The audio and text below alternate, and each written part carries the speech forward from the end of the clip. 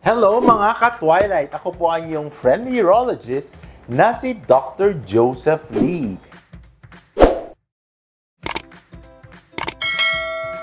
Ilan sa inyong mga katanungan na ipinadala sa akin ay sasagutin ko na ngayon.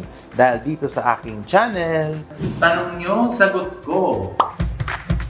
Doc, masakit ang puson ko at lower back at madalas akong umiihip. Feeling daw niya parang dehydrated. Napakonsulta na siya at wala naman daw problema sa pag-ihi. When conditions come to play na meron kang nararamdaman, lalo na sa peri-umbilical area o sa may puson at sa tagiliran natin sa lower back, minsan kasi ang laboratories natin would not really see some significant findings.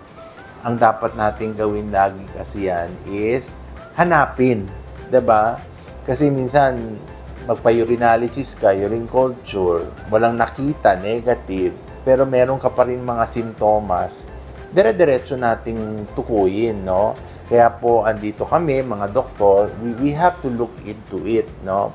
Kasi habang may senyales at may simptomas, merong problema. Okay? Pain in the puson at lower back, initially tingnan natin kung may infection ka. May infection ka ba? Acute ba siya? Matagal na ba yan? O ngayon lang? O meron na existing? Nagagamot ka ba? May iniinom ka ba? O may ibang other symptomatology, no? So yun ang ating unang basihan, no? How the history of the pain evolved, no? So yun ang dapat natin tukuyin. Kaya may history tayo, no? Then we try to see the other complaints, 'di ba? Ano bang other complaints niyan? Nahirapan ka ba umihi? Madalas ka bang umihi? Patak-patak ba ang ihi, 'di ba? Anong mga problema diyan, no? Then we try to connect, no? Kasi ang complaint natin is rather general and vague, no? Wala siyang masyadong specificity. Diba? Hindi siya specific, no? So, kailangan i-targeted natin ano ba ang pinupunto nitong mga simptomas niya. So, meron rin siyang kino-complain na madalas ang pag-ihi niya, so frequency. Now, you have to remember, even the basic urinary tract infection, you can have frequent urination kasi nai-irritate yung lining ng urethra mo, yung daanan ng ihi, nai-irritate siya, whether it's bacterial or fungal, nai-irritate siya, that could culminate into madalas ang pag-ihi. Kasi nga di ba, irritation can cause frequency. Okay. Now, nararamdaman daw niya na dehydrated siya in some way to. Pero pag lay individual ka, how will you measure dehydration? That's number one. How do you know you're dehydrated? Diba? There are basic things na pwede mo ma-check kung gusto mo dehydrated, diba? Sunken eyeballs, diba?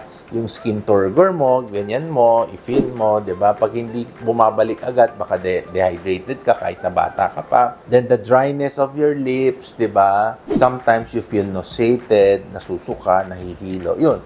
Those are simple signs of dehydration na pwede mong sabihin sa sarili mo, you might be dehydrated. But the amount of dehydration has to come from a competent medical doctor. That's number one, di ba? Kasi di mo sabihin, mildly dehydrated. Parang moderately dehydrated ako. Kasi may classification tayo or severe dehydration.